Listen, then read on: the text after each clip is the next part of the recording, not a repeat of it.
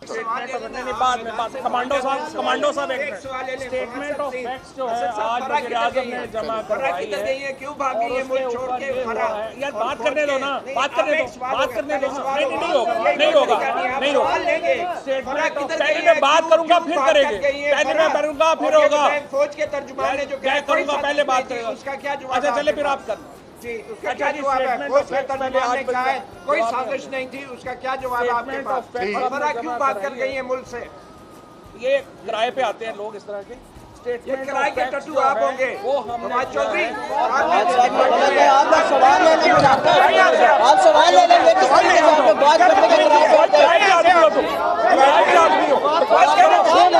शर्म आनी चाहिए।